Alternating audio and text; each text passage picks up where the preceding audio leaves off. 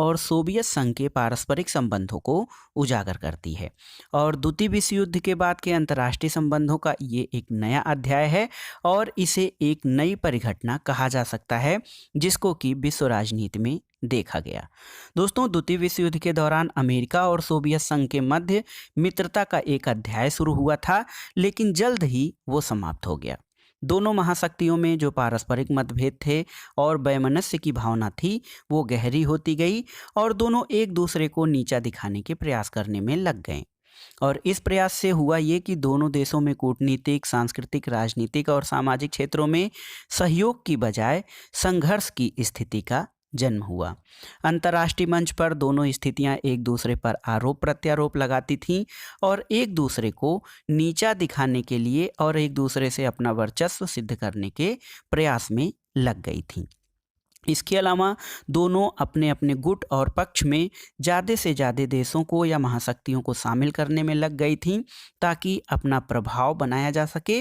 दोस्तों, इस समूचे विश्व में इस घटना से क्या हुआ, समूचे विश्व में अशांति का वातावरण बन गया और अंत में विश्व की दो शक्तिशाली गुटों, पूंजीवादी गुट और साम्यवादी गुट में विभाजन हो गया। और ये माना गया कि एक गुट, पूंजीवादी गुट का नेतृत्व अमेरिका कर रहा था और दूसरे गुट यानी साम्यवादी गुट का नेतृत्व सोवियत संघ के द्वारा किया जा रहा था। शीत युद्ध का अर्थ क्या है उसके बारे में जानते हैं। मोटे तौर पे समझिए तो शीत युद्ध कोई आमने सामने लड़ा जाने वाला युद्ध नहीं था, बल्कि ये वैचारिक युद्ध था साम्यवादी गुट और पूंजीवादी गुट के बीच का। दोस्तों, नाम से स्पष्ट है कि यह अस्त्र शस्त्रों के बीच का युद्ध नहीं था, ये धमकियां और वैचारिक मतभेदों तक सीमित था।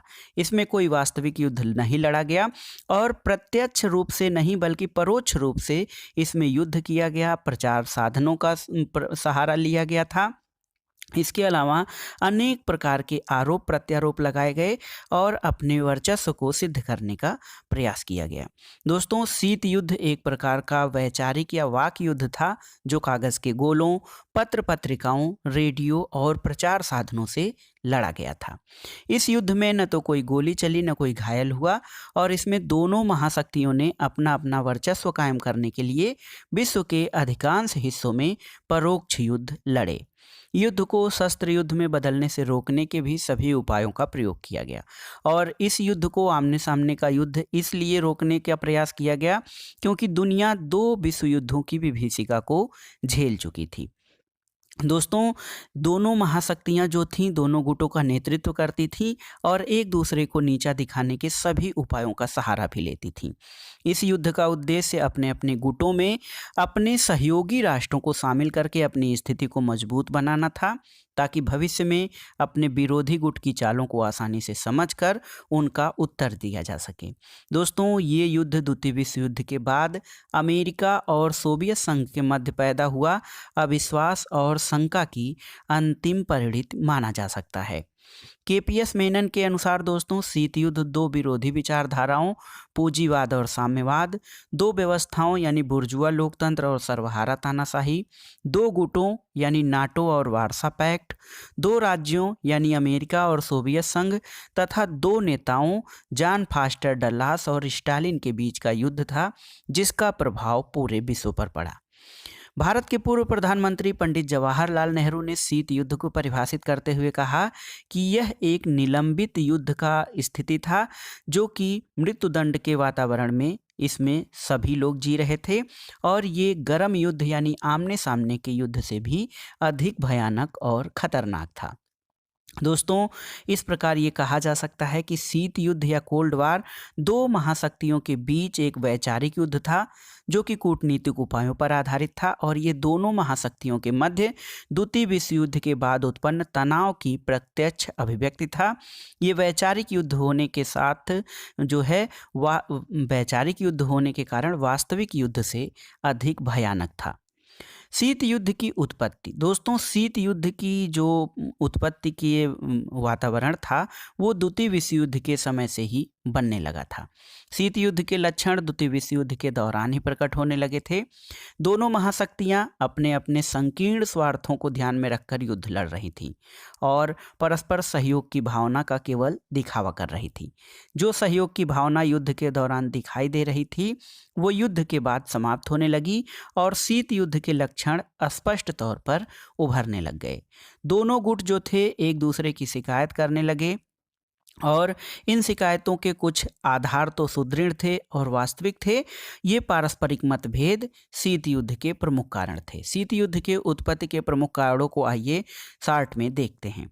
दोस्तों, पहला कारण ये था कि सोवियत संघ द्वारा याल्टा समझौते का पालन न किया जाना। याल्टा सम्मेलन जो था 1945 में रूजवेल्ट, चर्चिल और स्टालिन के बीच हुआ था। इस सम्मेलन में पोलैंड में प्रतिनिधि शासन व्यवस्था को मान्यता देने की बात पे सहमत हुई, लेकिन युद्ध की समाप्ति के बाद रूस के स्टालिन ने अपने समझौते से मुकरते हुए वहाँ पे जो सरकार थी उसको सहायता देना शुरू किया। इससे वहाँ पे अमेरिका और ब्रिटेन के पर्यवेक्षकों को प्रवेश की अनुमति देने से भी इनकार कर दिया और पोलैंड की जनवादी नेताओं को गिरफ्तार करना प्रारंभ किया। और रूस यानी सोवियत रूस ने, सोवियत संघ गणराज्य ने समझौते की शर्तों के विपरीत हंगरी, रोमानिया, चेकोस्लोवाकिया और बुल्गारिया में भी अपना प्रभाव बढ़ाना शुरू कर दिया और धुरी शक्तियों के विरुद्ध पश्चिमी राष्ट्रों की मदद करने में भी हिचकिचाहट दिखाई। इसके अलावा सोवियत संघ ने चीन के साम्यवादी दल को अप्रत्यक्ष रूप से सहायता पहुंचाने का प्रयास किया। मंचूरिया संकट के समय अपना समझौता विरोधी रुख प्रकट किया। इस तरह से देखा जाए तो याल्टा समझौते के विपरीत कार्य करके सोवियत संघ ने आपसी अविश्वास और वैमनस्य की भावना को जन्म दिया और जो आगे चलकर शीत युद्ध का आधार बना। दोस्तों, जिन कारणों की हम बात कर रहे हैं ये सभी कारण कहीं न कहीं शीत युद्ध की उत्पत्ति के लिए उत्तरदायी थे। केवल कोई एक कारण नहीं था जिससे कि शीत युद्ध हुआ था। दूसरा कारण ये है सोवियत संघ और अमेरिका के वैचारिक मतभेद। तो द्वितीय विश्व युद्ध के समय से ही दोनों महाशक्तियों में वैचारिक मतभेद उभरने लगा। जैसे सोवियत संघ साम्यवाद को बढ़ावा देना चाहता था जबकि अमेरिका पूंजीवाद का समर्थन करता था। हुआ ये कि सोवियत संघ जो है अपनी समाजवादी नीति को न्यायपूर्ण और आवश्यक मानता था, जिससे कि पूंजीवाद और उसको समर्थन देने वाले देशों को गहरा धक्का पहुंचा और अनेक पूंजीवादी देश जो था अमेरिका के पक्ष में होकर सोवियत संघ की जो नीतियां थीं उसकी निंदा करने लगे।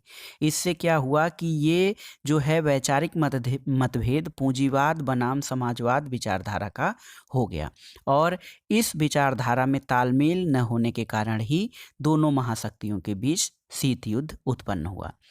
तीसरा महत्वपूर्ण कारण यह है कि सोवियत संघ का एक शक्तिशाली राष्ट्र के रूप में उभरना। सोवियत संघ प्रथम विश्व युद्ध के दौरान अपने राष्ट्रीय हितों में वृद्धि करने का प्रयास शुरू किया। वहाँ पे 1917 में समाजवादी क्रांति हुई और उसका प्रभाव यूरोप के अन्य देशों पर भी पड़ा। दूसरे विश्व युद्ध के दौरान उसके शक्ति प्रदर्शन ने पश्चिमी राष्ट्रों के मन में ईर्ष्या की भावना पैदा कर दी और पश्चिमी शक्तियों को ये भय लगने लगा कि सोवियत संघ इसी ताकत के बल पर कहीं पूरे विश्व में अपना साम्यवादी कार्यक्रम न फैला ले।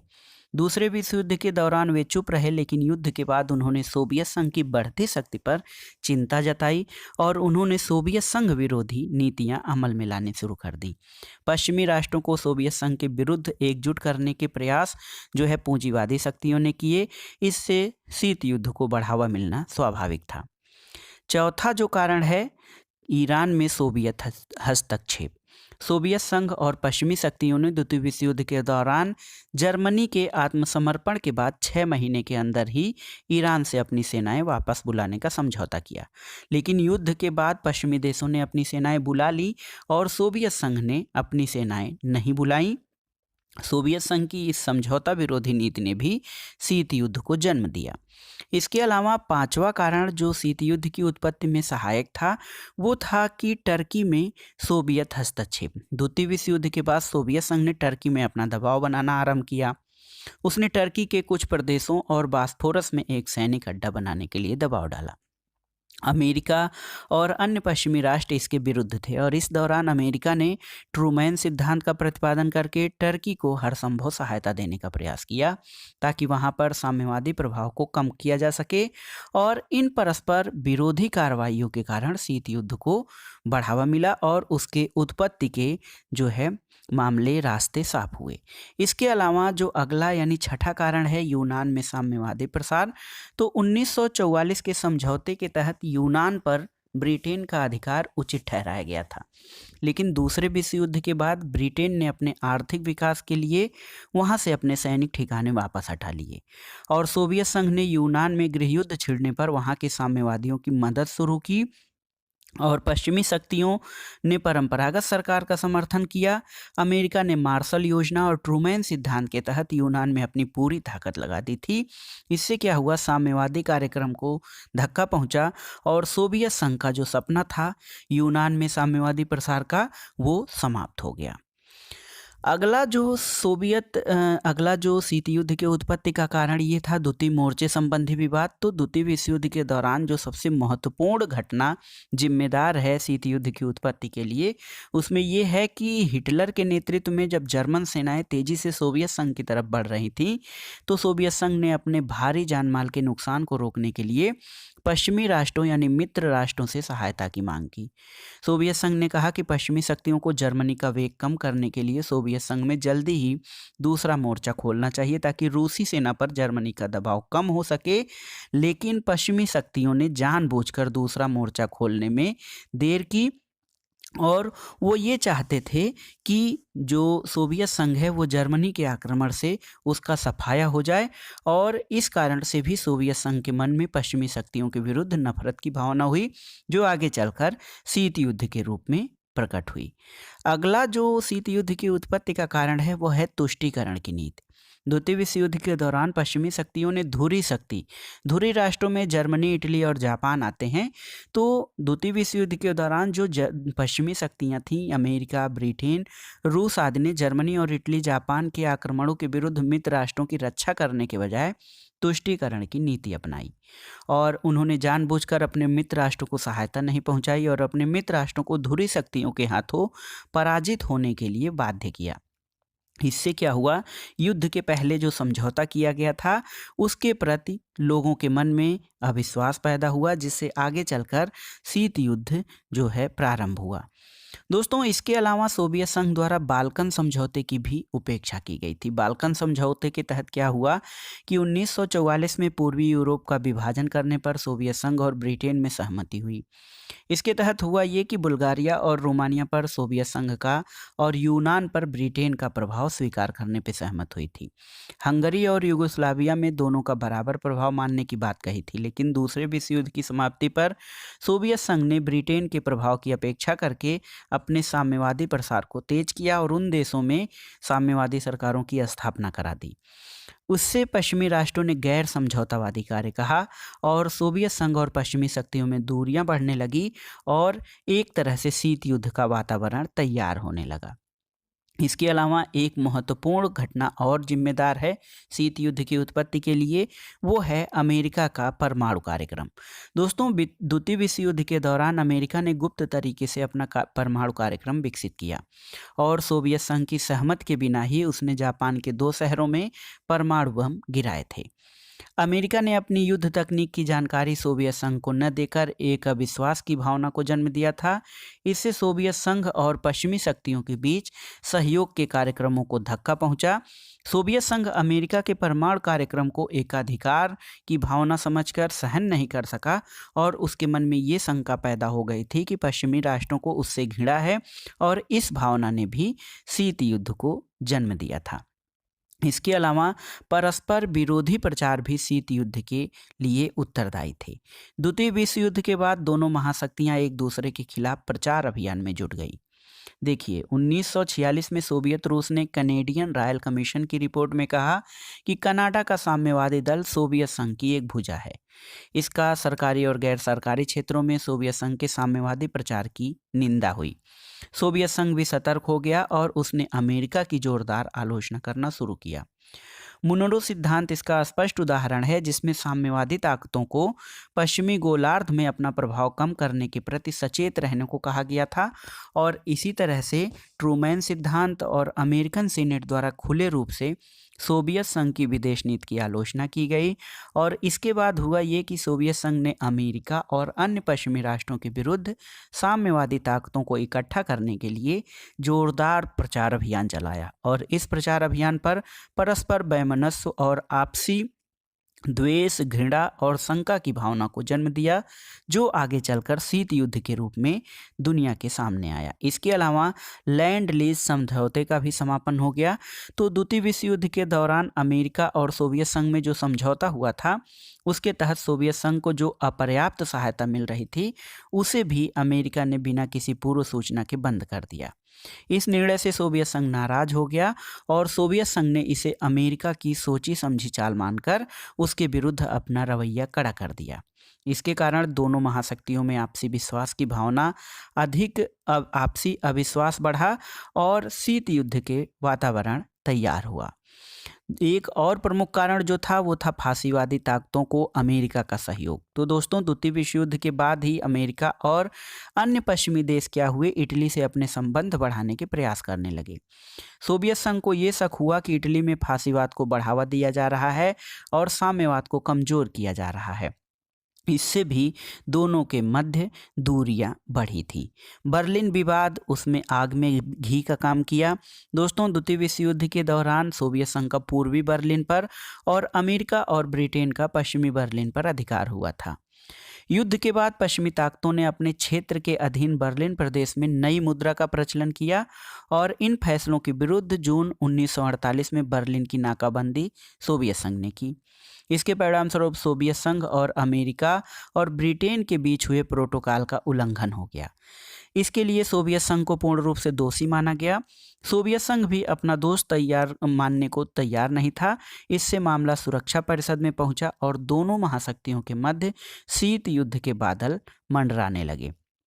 इन सब चीज़ों का प्रभाव ये हुआ कि दोस्तों, सोवियत संघ द्वारा बार बार वीटो पावर का प्रयोग किया जाने लगा और ऐसे मुद्दों पर जिसमें कि पश्चिमी शक्तियां या जो पश्चिमी राष्ट्र थे, उनके किसी सुझाव को सोवियत संघ ने बार बार वीटो शक्ति का प्रयोग करके उसको अस्वीकार किया और इसके कारण अमेरिका और पश्चिमी राष्ट्रों द्वारा संयुक्त राष्ट्र संघ में लाए गए प्रत्येक प्रस्ताव को हार का सामना करना पड़ा और अमेरिका और पश्चिमी राष्ट्र जो थे, सोवियत संघ की आलोचना करने लगे और उनमें परस्पर तनाव का माहौल पैदा हुआ, जिससे कि शीत युद्ध के उत्पन्न होने की पृष्ठभूमि तैयार हुई। अगला कारण ये है दोस्तों कि संकीर्ण राष्ट्रवाद पर आधारित संकीर्ण राष्ट्रीय हित जो थे वो ज़्यादा प्रबल हो गए थे। अमेरिका और सोवियत संघ अपने अपने स्वार्थों को साधने में लगे थे। वे लगातार एक दूसरे के हितों की अनदेखी कर रहे थे। इससे शक्ति की राजनीति का जन्म हुआ। परस्पर अविश्वास, घृणा और द्वेष की भावना तो पैदा ही हो चुकी थी। प्रत्येक राष्ट्र एक दूसरे को शत्रु के रूप में देखने लगा और साथ ही दोनों महाशक्तियां अपना अपना प्रभुत्व बढ़ाने के प्रयास में अंतर्राष्ट्रीय संघर्ष का अखाड़ा बन गईं और उनके स्वार्थमयी हितों ने धीरे धीरे पूरे विश्व में तनाव का वातावरण पैदा कर दिया, जिससे कि शीत युद्ध मुखरित रूप में दुनिया के सामने उभर कर आ गया।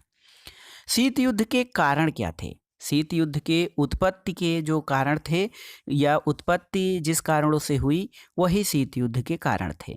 दोस्तों, द्वितीय विश्व युद्ध में क्या हुआ, सोवियत संघ, अमेरिका, इंग्लैंड और फ्रांस धुरी राष्ट्र जैसे जर्मनी, इटली और जापान के विरुद्ध एक साथ थे। यानी द्वितीय विश्व में सोवियत संघ, अमेरिका, इंग्लैंड, फ्रांस ये सब मित्र राष्ट्रों में थे। धुरी राष्ट्रों में जर्मनी, इटली और जापान थे और दोनों गुट थे। लेकिन सोवियत संघ, इन तीनों राष्ट्रों में वैचारिक मतभेद था। जो अमेरिका, इंग्लैंड और फ्रांस थे, ये पूंजीवादी थे, लेकिन उनके साथ होते हुए भी सोवियत संघ और पूंजीवाद के बीच जो है विचारों में मतभेद था। दोस्तों, पूंजीवादी राष्ट्र अंदर ही अंदर वैचारिक मतभेद के कारण सोवियत संघ और तीनों जो है सोवियत संघ के विरोधी थे। ये तीनों पूंजीवादी राष्ट्र जो था, युद्ध के दौरान ऐसी कूटनीतिक चालें चलते रहे कि हिटलर और सोवियत संघ दोनों आपस में लड़कर एक दूसरे का विनाश कर दें। लेकिन हुआ कि द्वितीय विश्व युद्ध में हिटलर का मानवता के विनाश का अभियान इतना खतरनाक था कि इसने इन दोनों विरोधी विचारधाराओं को, मानवता को बचाने के लिए एक एकजुट होने के लिए मजबूर किया था। और केवल यही एक कारण था, हिटलर का जो विनाशकारी जो कार्यक्रम था उसी को रोकने के लिए पूंजीवादी और जो साम्यवादी रूस था इकट्ठा हुए थे। दोस्तों, 1942 में सोवियत संघ और ब्रिटेन ने जर्मनी के विरुद्ध एक आपसी सहयोग की 20 वर्षीय संधि पर हस्ताक्षर किए। सोवियत संघ ने पश्चिमी देशों का विश्वास जीतने के लिए 22 मई 1944 को पूंजीवादी विरोधी संस्था कम्यूटर्न यानी कम्युनिस्ट इंटरनेशनल संस्था को भंग कर दिया। सोवियत संघ हिटलर की बढ़ती ताकत और कम्युनिस्टों के प्रति नफरत से चिंतित था, इसलिए उसने वैचारिक मतभेदों को दरकिनार करके पश्चिमी राष्ट्रों के साथ मिलकर मानवता को बचाने के लिए सहयोग का प्रयास किया। हिटलर ने 1941 में सोवियत संघ पर पूरी सैनिक शक्ति के साथ पूरे पश्चिमी मोर्चे से एक साथ आक्रमण करके तबाही मचा दी। इसलिए 1942 और 1945 के बीच मित्र राष्ट्रों में कई सम्मेलन हुए, जिसमें हॉट स्प्रिंग, मॉस्को सम्मेलन, काहिरा सम्मेलन, तेहरान, ब्रेटन वुड्स सम्मेलन, डाम्बर्टन ओक्स प्रस्ताव, माल्टा और सैन फ्रांसिस्को सम्मेलन हुए। लेकिन इन वार्ताओं में पर्दे के पीछे बोए जाने वाले शीत युद्ध के बीज स्पष्ट दिखाई पड़ते हैं। शीत युद्ध की धीमी शुरुआत एक प्रकार से कहा जाए तो 1942 में ही हो चुकी थी। परस्पर संधि और वचन देने के बाद भी पश्चिमी राष्ट्रों जैसे अमेरिका और ब्रिटेन ने सोवियत संघ की शुरुआती तबाही में आग में अपनी रोटियां सेकी। द्वितीय मोर्चा जो था इन देशों ने जानबूझकर नहीं खोला ताकि जर्मनी जो है सोवियत संघ का सफाया कर दे। सोवियत संघ इस सब घटनाओं से स्वयं को ठगा समझा और स्वयं के संसाधनों एकत्रित करके हिटलर की भारी तबाही के बाद, जो कि मॉस्को की राजधानी तक पहुंच गया था, उसे पीछे धकेलना शुरू किया और वे जर्मनी की राजधानी बर्लिन तक जा पहुंचे। यानी कि सोवियत सेना जो था हिटलर को पीछे करते हुए बर्लिन तक जा पहुंची थी। सोवियत की बढ़ती शक्ति देखकर दोनों राष्ट्र स्तब्ध रह गए और इस डर से उनको ये लगा कि कहीं सोवियत संघ पूरे यूरोप पर न कब्जा कर ले और समाजवाद की विचारधारा फैला दे। इसलिए 5 जून 1944 को यानी अमेरिका और ब्रिटेन ने दूसरा मोर्चा खोला। फ्रांस के नॉर्मंडी क्षेत्र में उन्होंने अपनी सेनाएं जर्मनी के विरुद्ध उतारी। दोस्तों, जैसा कि आपने समझ लिया कि शीत युद्ध का कारण जो था एक दूसरे के प्रति बढ़ता हुआ संदेह और अविश्वास तो था ही। 1942 से ही सोवियत संघ और इंग्लैंड अमेरिका में वैचारिक वैमनस्यता के चलते मतभेद शुरू हो गया था। इंग्लैंड अमेरिका द्वारा द्वितीय मोर्चे का न खोला जाना इसका प्रमुख कारण था। जब 1941 में हिटलर ने सोवियत संघ पर पूरे पश्चिमी मोर्चे से अपनी पूरी ताकत के साथ आक्रमण किया, उस समय स्टालिन ने वादे के अनुसार इंग्लैंड और अमेरिका से पश्चिम में हिटलर के विरुद्ध द्वितीय मोर्चा खोलने का बार बार आग्रह किया ताकि सोवियत संघ पर जर्मनी के प्रहार में कमी आए और सोवियत संघ को इस अचानक हुए भारी प्रहार से संभलने का मौका मिले। लेकिन अमेरिका और इंग्लैंड इस आग्रह को बार बार टालते रहे। ऐसा वे जानबूझकर इसलिए कर रहे थे ताकि नाजी जर्मनी जो है उनके वैचारिक दुश्मन सोवियत संघ की साम्यवादी व्यवस्था का काम तमाम कर दे, जो कि वे पिछले 20 वर्षों से करना चाहते थे। 1944 में सोवियत संघ ने अपनी संपूर्ण समाजवादी व्यवस्था की शक्ति को एकत्रित करके हिटलर को मॉस्को से पीछे धकेलना शुरू किया। पश्चिमी खेमे में हड़कंप मच गया कि अब सोवियत संघ हिटलर से अकेला ही निपटने में सक्षम है। अब उन्हें संदेह होने लगा कि यदि उन्होंने जल्दी दूसरा मोर्चा नहीं खोला तो सोवियत संघ पूरे यूरोप पर कब्जा करके साम्यवादी सरकारें स्थापित कर देगा और पूंजीवाद का अंत ज़्यादा दूर नहीं होगा। इसलिए इंग्लैंड और अमेरिका ने 5 जून 1944 को फ्रांस के नॉर्मंडी प्रांत में जर्मनी के विरुद्ध अपनी सेनाएं उतारी। स्टालिन ने फिर भी इसका स्वागत किया और अभी भी हिटलर की 90% शक्ति का सामना सोवियत सेनाएं कर रही थीं और मात्र 10% सेना ही पश्चिम की ओर भेजी गई थी, जिससे शुरू में प्रत्यक्षदर्शियों के अनुसार आंग्ल अमेरिकन सैनिक टिड्डी दल की तरह हिटलर के प्रहार से इधर उधर भाग रहे थे। लेकिन अब देर हो चुकी थी, स्टालिन का विश्वास इन देशों से उठ चुका था। इसके अलावा युद्ध के बाद सोवियत संघ अपने मीडिया में पश्चिमी राष्ट्रों के विरुद्ध उनकी विश्व में साम्राज्यवादी नीतियों का खुलकर खुलासा किया। उन पर संयुक्त राष्ट्र संघ के और अन्य अंतर्राष्ट्रीय मंचों में उन पर प्रहार किया गया, उनके खिलाफ आवाज़ उठाए गए और एटम बम से हुए जो विनाश और उपनिवेशवाद थे, साम्राज्यवाद के विरुद्ध प्रचार अभियान पूरे विश्व में तेज कर दिया। इससे क्या हुआ कि पश्चिमी राष्ट्रों की प्रतिक्रिया उसी प्रकार उभर कर सामने आई। उन्होंने अमेरिका के नेतृत्व में सोवियत विरोधी प्रचार अभियान शुरू कर दिया और ये जो सिलसिला था पूरे शीत युद्ध काल में जारी रहा और एक दूसरे के विरुद्ध कुप्रचार से भी शीत युद्ध की आग को हवा मिली। एटम बम का आविष्कार जो था बहुत ही महत्वपूर्ण घटना थी, जो कि शीत युद्ध को जो है शीत युद्ध के कारणों में, क्योंकि जब अमेरिका में अणु बम पर परमाणु बम पर अनुसंधान चल रहा था या उसका विकास किया जा रहा था, तो अमेरिका ने इंग्लैंड को इसके बारे में जानकारी दे रखी थी, लेकिन सोवियत संघ को इस राज से छुपा कर रखा गया था। इससे सोवियत संघ को लगा कि उसके साथ विश्वासघात हो रहा है। लेकिन 1949 में सोवियत संघ ने भी अपने यहाँ अणु बम बना लिया और एक दूसरे के विरुद्ध अविश्वास और भी गहरा होता गया। और इस घटना से क्या हुआ कि शस्त्रीकरण की होड़ यानी शस्त्र दौड़ जो है प्रारंभ हो गई और ये इसने पूरे विश्व को तीसरे विश्व युद्ध के भय से आतंकित रखा और खासकर एक ऐसा परमाणु युद्ध का खतरा जो कि ऐसा था कि इससे पूरी मानव जीवन या मानव सभ्यता को हजारों बार समाप्त किया जा सकता था। दोस्तों, पूर्वी यूरोप में साम्यवादी सरकारों की स्थापना 1944 में क्या हुआ, सोवियत संघ ने अपने देश को हिटलर से पूर्ण रूप से आज़ाद कर लिया, तो उन्होंने युद्ध नहीं रोका, बल्कि सोवियत सेनाएं अब यूरोप के अन्य राष्ट्रों को जो हिटलर के कब्जे में थे और घोर यातनाएं सह रहे थे, उनको आज़ाद कराने के लिए आगे बढ़ी। जनता ने उन्हें अपनी आज़ादी का मसीहा समझा और उनका भव्य स्वागत हुआ। यह समाजवादी सेनाओं का इन देशों और मानव जाति को हिटलर के चंगुल से निकालने का अभियान था। सोवियत सेनाओं ने अब पीछे मुड़कर नहीं देखा और पूर्वी यूरोप के एक के बाद एक देश को हिटलर के चंगुल से आज़ाद करके वहां जनता को अपनी पसंद की साम्यवादी सरकारों को सत्ता में आने का अवसर दिया। इन देशों में Poland, Hungary, Bulgaria, Romania, Albania, Czechoslovakia, Yugoslavia ये सब थे और अंततः मिश्र राष्ट्रों द्वारा जर्मनी पर कब्जे के बाद सोवियत हिस्से में पूर्वी जर्मनी आया और इन सब देशों में साम्यवादी दलों द्वारा सरकारें बनाई गईं। समाजवाद का एक विश्व व्यवस्था के रूप में स्थापना हुई और पश्चिमी राष्ट्र जो थे काफ़ी बौखला उठे। सोवियत संघ पर याल्टा संधि के उल्लंघन का आरोप लगाया गया, लेकिन इस वातावरण में इन समझौते को कोई विशेष मायने नहीं रह गए थे।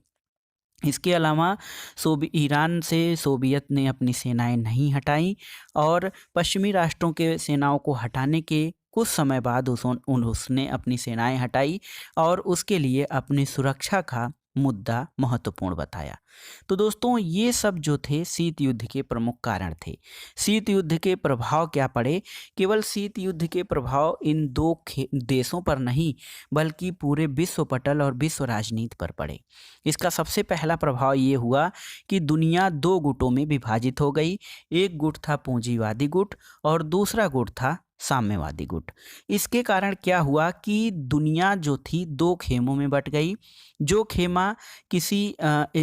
खेमा एक राष्ट्र में था वो दूसरे राष्ट्र का दुश्मन था और जो खेमा साम्यवादी गुट में था वो पूंजीवादी का दुश्मन था। यानी अब मध्यम मार्ग की कोई गुंजाइश नहीं रह गई और पूरी दुनिया सफ़ेद और काले में बंट कर रह गई। दूसरा प्रभाव ये हुआ कि आणविक युद्ध की संभावना का भय हुआ। शीत युद्ध में आणविक अस्त्र शस्त्रों का निर्माण इतने बड़े पैमाने पर किया गया कि पूरी दुनिया में इस बात का भय उत्पन्न हो गया कि कब तीसरा विश्व युद्ध होगा और कहीं ये परमाणु युद्ध न हो जाए। और अगला जो कारण था शीत युद्ध का वो था आतंक और अविश्वास के दायरे में विस्तार। तो शीत युद्ध ने राष्ट्रों को भयभीत किया, आतंक और अविश्वास का दायरा बढ़ाया और क्या हुआ कि जो राष्ट्र थे, दुनिया के राष्ट्र, उसमें तनाव, वैमनस्य, प्रतिस्पर्धा और अविश्वास की स्थिति बढ़ी। इसी कारण नेहरू ने इसे निलंबित मृत्यु का वातावरण की संज्ञा दी थी।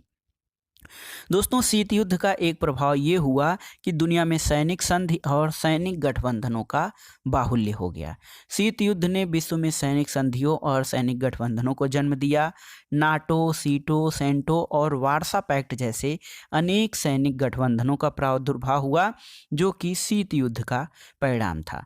शीत युद्ध दोस्तों, उसने सशस्त्रीकरण की भावना और शस्त्र दौड़ को तेज किया, जिससे निशस्त्रीकरण की भावना को जो है पीछे धकेल दिया गया। और इन सैनिक संगठनों ने प्रत्येक राज्य को द्वितीय विश्व युद्ध के बाद निरंतर युद्ध की स्थिति में रखा। इसके अलावा शीत युद्ध का एक और प्रभाव पड़ा कि अंतर्राष्ट्रीय राजनीति जो थी उसका यांत्रिकीकरण हो गया। दुनिया दो भागों में विभक्त हो चुकी थी। ऐसा माने जाने लगा कि एक खेमा देवताओं का है, दूसरा दानवों का है। एक तरफ काली भेड़ें हैं तो दूसरी तरफ सफ़ेद भेड़ें हैं, और इनके बीच में कोई नहीं है। और शीत युद्ध से इस दृष्टिकोण का विकास हुआ कि जो हमारे साथ नहीं है वो हमारा विरोधी है, हमारा दुश्मन है।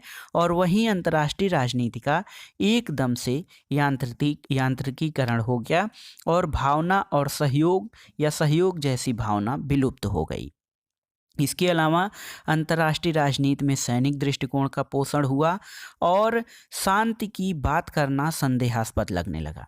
शांति का अर्थ युद्ध के संदर्भ में लिया जाने लगा, और ये हुआ कि शांति तभी आ सकती है जबकि युद्ध होगा। अगला प्रभाव शीत युद्ध का ये हुआ कि संयुक्त